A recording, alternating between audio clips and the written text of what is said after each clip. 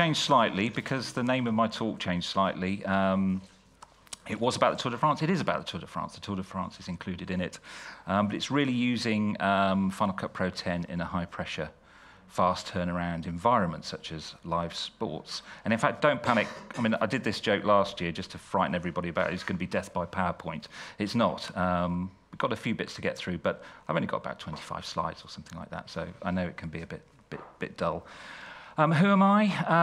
I've got 3 jobs, really. I'm also an editor, obviously, but I run fcp.co, which started 7 years ago before Final Cut Pro 10 came along, strangely enough. And we've gone through the whole wave of, you know, good, bad, everything with it. But at the moment, we're getting about 1 million people a year, individual uniques looking at it, which is a pretty good stat. And you can see, look, got a little advert for today on there. But I'm always on the lookout for great content. I have some great people write. I think you've written something for me, Matt. Robin, you've been fantastic with your articles. Had things from Ronnie, Sam Messman. So please let me know if you'd like to get involved with that, with the site. One of my other jobs, I run Industrial Revolution and make plugins for Final Cut Pro 10 and a few other NLEs out there, but mainly concentrating on Final Cut Pro 10 because, of course, you can build the everything in Motion. And Motion, I was right there day one when it was released. I love Motion, spent a lot of time with it. I was probably the first person to put anything created on it onto air on ITV. I can remember that going out. And I probably wrote the first commercial product for Motion as well, 10 years ago. Back. If you cast your mind back, when we were doing the Final Cut Pro 10 days, the actual plugins used to write in Quartz Composer, and now we can do those in Motion, which is a lot quicker and a lot easier from my point of view, because I could never really get my head around Quartz Composer. Just one of those things. Just as an example, this year I released something called 3D Video Walls, built in Motion, using a custom font, and it maps the video onto the font, and it flies in, etc. Been pretty successful. It's actually outsold everything else I sell this year, which is pretty good. Took a while to develop, but it just shows you the amazing power of the combination of running Motion and Final Cut Pro 10 together, because you can do things in Final Cut that take minutes, which if you went to another app would take you hours to do. So I'm very pleased with that. But my main job is I edit. And you can see here, I'm on the Tour de France. I've got my feet up as well. I do apologise for that. And a cup of tea. You'll notice that appears in quite a few of the things I do.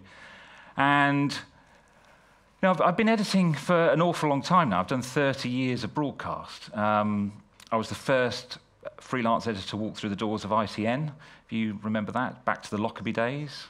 That's quite a long time ago. I work for the 4 big terrestrial TV channels in the UK, and mainly on annual sporting events. Because they're annual, they turn up every year, and at the beginning of the year, I have the luxury of being able to look at the diary and go, well, yeah, I know that July is the Tour de France, I know that this. And it's good. I work with some great people. It's actually going to be my 21st year on the BBC Snooker, because IMG, who I work for, have just been awarded the contract again, which is great. And also, this year was my 22nd year on the Tour de France. And that started off, my first year, I edited it on D2. No, was it D5? D5, which is even worse. And we've gone through the progressions of file servers. We went to Final Cut Pro 5, I think it was, to start off with, and went through to 7, and then 4 years ago, we made the decision to jump into Final Cut Pro 10. And we've done 4 very successful years of that and haven't really looked back. And we actually think we've got a really, really slick workflow from beginning to end, which I'll tell you a bit more about in a second. So this is really the name of the talk I was going to do, using Final Cut Pro 10 in a high-pressure, fast turnaround environment, because there's lots of people out there who use it for producing films, corporate videos, but what I tend to be involved is kind of like same-day turnaround. We're on air at normally 7 o'clock every night with an hour-long show, and we edit all day. The thing goes out. We're off air at 8, and then we're back in the morning, 10 o'clock, to do another hour show that goes out at 7. And for something like the tour, that's 21 stages. 21 stages. So I spend the whole of July sitting in an edit suite doing that. I mean, just to give a bit of background, I mean, when Final Cut Pro 10 came out, I don't think I was 100% convinced about it. I could see where it was going, and it lacked a few things. And really, I think we got involved doing the tour probably 3 years into Final Cut, when it got the tools necessary to be able to do what we wanted to do. And also, there were a few other apps that came out, which I'll mention quite a few times. Movie Recorder, which enables you to record a live stream and bring it up into Final Cut and edit while it's still in record, was essential to being able to turn around a fast sporting event, because you don't need to wait until you finish recording before you start editing. So if you think of something like doing highlights at half-time in a football match, you don't want to wait till the referee blows his whistle before you can start going into record. But just to wind back a bit, a few jobs that I do sports, but I do other bits and pieces. This is the Scottish Labour Party conference, which I did 2 years ago. I'm actually going back there when I get back from here to do the Scottish National Party conference. I work for a lovely company who have completely embraced Final Cut Pro 10, and they just wouldn't go back to another NLE. But again, this is using 2 channels of Movie Recorder on basically a table-based shared storage system with another guy doing ingest and going through that. And we produce a half-hour program, kick out a ProRes. We go off to BBC Glasgow. It goes through quality control, and then it goes straight out that night on there. As you can see, it's 10.2 on there. It's quite interesting looking back at the photographs of 10.2, because I actually think looking now, it looks really quite cluttered with the clip connections. When you go back and look at 10.3, 10.3 is obviously a lot neater with it. Another job I did, sports. This is going back to 10.2 as well. I got asked to do an hour-long highlight show of the World Track Cycling Championship. Again, we're using Movie Recorder. We're using, we had a prototype jellyfish that got lent from Sam Messman. Hooked it all up. The Movie Recorder was running on a laptop. We had 2 Retina iMacs, which are just wonderful machines to edit on the screen. It's just so nice. And we had a social media editor who was in front of me doing the same thing. And also we had a MacBook Pro running Chronosync, doing a complete backup of the jellyfish. So just in case anything went wrong, we had a complete backup onto a Promise RAID. All connected by 10 gig E. Everything worked perfectly. Client very happy. Completed on time. Important, it was completed on time because we didn't have a transmission date. But the limiting factor was the generator, and the generator guy wanted to turn everything off at 8 o'clock after the event. And so it had to be quick, and we got that finished and rendered out. And again, I'll be back again doing that in November up in Manchester with probably more or less the same kit. It all worked so well. But that's producing a highlight show. I get involved with a few more bits and pieces. I'll show you an example that I made last year. And what happened was there's an event called the Champions League of Darts. It was on BBC One, BBC Two. Big news for the BBC because they actually signed a contract with a rival darts organisation yes, it's a long story, trust me, it's a long story. And this was the big opener on BBC One. It's on at 8 o'clock or whatever it was. I don't know, this is in the afternoon. And there was no archive because the players were in a different league, different organisation. And so at short notice, a guy went up and shot some of the players on black, which, as you know, kind of like trying to make things look good. The last thing you want to do is shoot something on. There wasn't an opportunity to shoot them on chroma key. And it was about this time last year, and the associate producer I was working with said, I want it to look like Suicide Squad, the film. And so I said, okay, fine, see what we can do. I started the edit off in my studio. Again, I borrowed a Jellyfish, and we got all the camera originals, everything on there, and thought, right, okay, well, let's have a look at Suicide Squad and see if we can make something that was similar. I'm not going to bore you with the whole of this because it goes on for kind of 8 players, but this is what I came up with in a couple of days.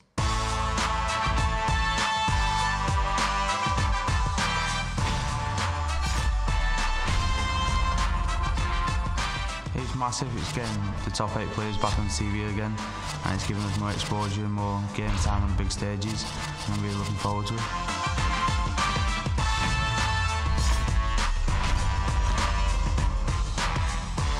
Well, I want to do my best, but I want to win it. The same as every other professional dart player, they'll be up there, they want to do their best, but most of all they want to win it because it's the first time it's been held. Okay, I won't play the other 6 of those, but there you can see that's the 10.2 timeline. Pretty complicated, quite a few layers, quite a few sound effects, and also I have to give credit to Fox Mahoney, who designed the font on there. He knows an awful lot about motion, and is a great guy to follow on Twitter, or go to his website. But we actually were editing that. I was editing that in my studio, and I hadn't finished it. And we took the Jellyfish down to the OB truck in Cardiff, and then plugged everything back up, and we carried on editing. And it didn't really hit me until a while later that normally what happens is I go to an event where there is some shared storage setup, and I copy everything over, then work on it, and then have to copy everything off. And with this, with the Jellyfish, I was able just to carry on working, and at the end there was no archiving. We just turned it off, took it back to my studio, did what I had to do necessary for the archiving, and then we had to hand the Jellyfish back, unfortunately. Sam wanted it back. But it was portable shared storage. Again, I'm just thinking this is kind of like an amazing way of working. Render time for that lot. Probably the whole thing you could render in and this was a Retina iMac, probably 2 to 3 minutes, something like that, to produce all of that, which is pretty good going on there. But anyway, obviously I was happy, my AP was happy, the producer was happy, and the BBC were happy on that. And obviously, yeah. On to another job that I did, again darts, but different type of darts, again in 10.2. Just to give you an idea of the time constraints I have to turn something around. This is a multicam interview. If you look at any sports program now, all interviews are multicam. It enables you to chop bits out without having to resort to putting B-roll over the top, and it's pretty quick. So this was 2 Sony F5s, 2 Canon 5Ds, 3 mics, and the whole interview was on there? So it's only about 3 minutes long on there. So it's kind of like a filler that goes in between matches of upcoming matches. And I love the multicam in Final Cut Pro 10. It is quicker than all the other multicams and all the other NLEs out there by far. So from start to finish on this, probably somewhere in the region of about 45 minutes. From having nothing to it going out on air, it's 45 minutes. And as you can see, quite a few switches. You've got audio on 2 angles, and I tend to rubber band them out because you don't want all the mics on all the time, because you get a bit of phasing. And also, you have to color correct the 5D. You actually have to color correct the Sonys to look like the 5D, so you have to crush them a bit, turn the color up. But you do that in the angle editor, and then the color correction will ripple through your multicam. The only problem being able to do something that fast is that the people you work with get used to it. And so you don't end up finishing any earlier, you just end up doing more on there. But that's the type of speed that I have to work at, producing something like that. And the thing is, you make something like that, and then in the next hour you've got to make another one of those because there's another match coming up on there. But obviously moved on to 10.3 10.3, and I think when 10.3 came out, I think it made a lot of people look at Final Cut Pro 10 again, and I definitely think it's turned a corner. I think I'm getting more inquiries about jobs about editing on Final Cut Pro 10, and people are actually a lot more receptive when I actually start speaking to them about it, because I think a lot of other editors have actually tried 10.3 on there. But this is a timeline from the Tour de France. We produce an hour-long show, goes out at 7 o'clock every night. We've also got a live show that sometimes starts at something crazy like 10 in the morning because it's a long mountain stage. 4 edit suites producing content. I tend to cut the top part of the show, so this is all my stuff at the front here. And then we've got the other suites cutting the rest of it. This is actually from a rest day, so it's not a wonderful example. But I want to concentrate on part 4, because part 4 of a normal racing day on the Tour is made up of 3 parts. There's part 4A, which is the end of the race over the line. Part 4B, what I cut, is the results sequence, interviews with Froome, whatever. And there's part 4C, which is the studio chat. Here we're going here, the map, a bit of a closer, and the prod cap on the end. And we think we've got the workflow really quite down to a slick operation. However, there was one day on the Tour this year where things had finished late. There was a problem with something, so we couldn't find out some timings, and it pushed everything back. And I was cutting part 4B while part 4A was on air, if you can get your head around that. But Final Cut Pro 10 is great, and I mean it's the robustness of the exports. If you've ever used another NLE out there, you realise that sometimes, you know, when you hit the button to export, what you get is not what you might expect to get. And for the whole tour, there were, 4 parts, and part 4 is made up of 3 bits that get stitched together in the EVS. Of all that over 21 days, we had 1 export fail into the EVS, and that was because I had used a graphic from the previous year that was a progressive graphic, but it was actually labelled as interlaced.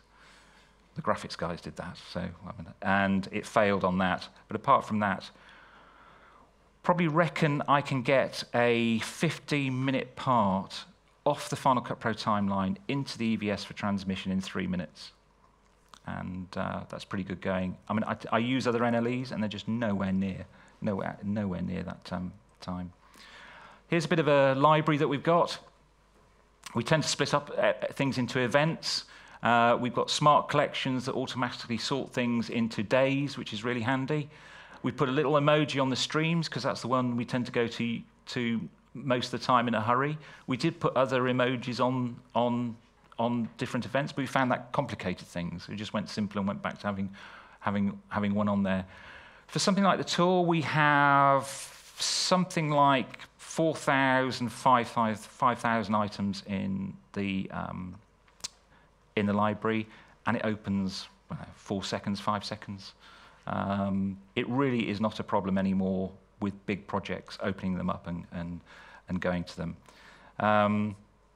Especially when you've got things like, we've actually got quite long clips, hour-long chunks of racing and stuff like that in the library.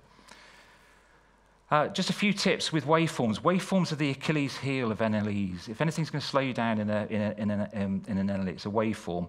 And to start off with, Final Cut Pro 10 wasn't great with waveforms, but it's actually got better and better and better. But just a few tips. I tend to turn off the waveform display on everything before importing, because I don't want to trigger off that waveform generation every time. And if you notice, sometimes you will get a slowdown when it's trying to generate the waveforms.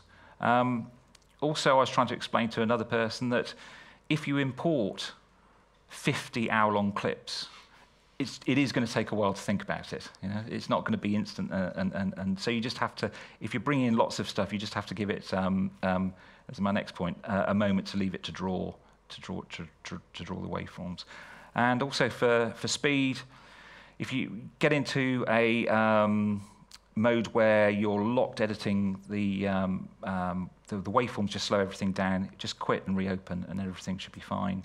However, you might have noticed in 10.3 that they've changed the behavior of waveforms slightly, is the fact that if you have the inspector open, it used to be the killer, because it used to have to generate the waveform in the inspector, and it would slow things down. Now, if you quit the inspector, it quits generating the waveforms, and everything goes back to how it should be. And I think that was new in 10.3. I might be proved wrong, but 10.3 also enabled us to do some great things with roles. Big fan of roles. As you can see here, the voiceover role. It's great that in the voiceover tool you can now assign a voiceover role. Before it's dialogue and you couldn't change it, which has helped, because there's a lot of stuff where I do events where we have the presenter sitting next to me or behind me with a VO mic, and they run through stuff, put the top of the program down. And why are roles important to us? Because there's two lots of exports we do. Really, there's the first main export of a part to get it into the EVS for transmission, but we also have to make a whole hour-long clip of the whole show that gets done the next day. We also have to make a clean M&E, International Sound, on 3 and 4. And the great thing about Final Cut Pro 10 is being able to do a multi-track QuickTime audio export. And you can see here we've got a template. So it's basically everything we export on level 1 and 2, and then on level 3 and 4 we do everything apart from voiceover and comms. The dialogue 1, 2, 3, 4. I might be doing something wrong, but that actually comes in because sometimes we get a clip from a camera that's got 8 audio channels, and it tends to populate those rather than just having dialogue 1, which we use the most. And exporting an hour-long show doesn't take very long. Really, we've got to the point now where we don't factor the export time into our production. Whereas before with NLEs, it used to be, well, I'll leave this to export and I'll go and do something else. But now it just happens really, really quickly. What we tend to do as well on the hour-long show is I tend to bring it back into Final Cut Pro 10 and then look to check to see if there's anything I've missed on 3 and 4. And here you can see the 2 parts in the middle have got commentary on, and then on 3 and 4 you can see the stings, and then at the bottom you can just see its effects. So that's a quick check of the export, because we have to keep a record of the whole show, and it's also handy to be able to go back to have a clean effects one if you need to recut something on there. I thought I'd give you an export comparison. I went to a meeting about a show, and it was a toss-up between using NLEs, and one of the guys there was very impressed that he said it was a 2-hour show that goes out early in the morning, and he said that it takes 40 minutes in Adobe Premiere to export. And I laughed when he said it. And he said, well, why are you laughing? And he said, do you think it's good? And I said, no, I think it's really long. So anyway, we had a long discussion about it. I went back to my studio. I completely recreated the show out of bits and pieces, and I tried it, and I exported the thing in 12 minutes. And that's the difference between using some NLEs and some other NLEs. And in the business I'm in, it's speed. It's all about speed, getting the thing out there, and high quality. And also a robust export. Over Easter, I was working on a broadcast show, and I'd made a 30-minute piece in Adobe Premiere to be played out, big history piece for the final day, and I'd been making this thing for like 2 weeks before we got there. We spent more days on it, and stupidly, I thought I could go in the day of it was transmission and export it, and everything would be fine.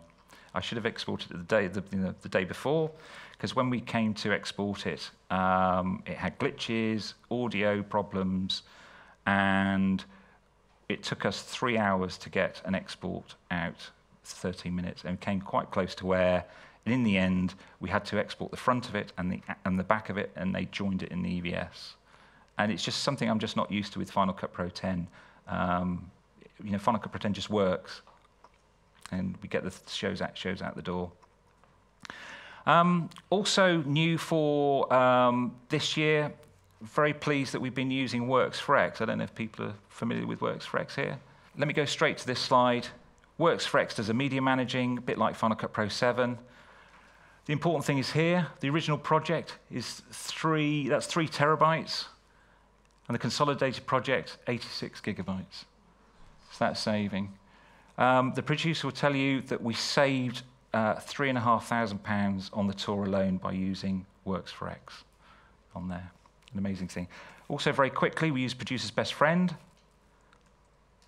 which Philip and Greg are outside, but it produces a spreadsheet of all the music used. This is actually archive. We have to report archive, and that goes straight off to the organisers, frame accurate report of all the archive. And last but not least, next year we're probably looking at using Keyflow Pro because you can access a growing file in Keyflow Pro and put markers, ranges on it, and that goes straight into Final Cut Pro 10, and that's going to replace our rather aging logging system.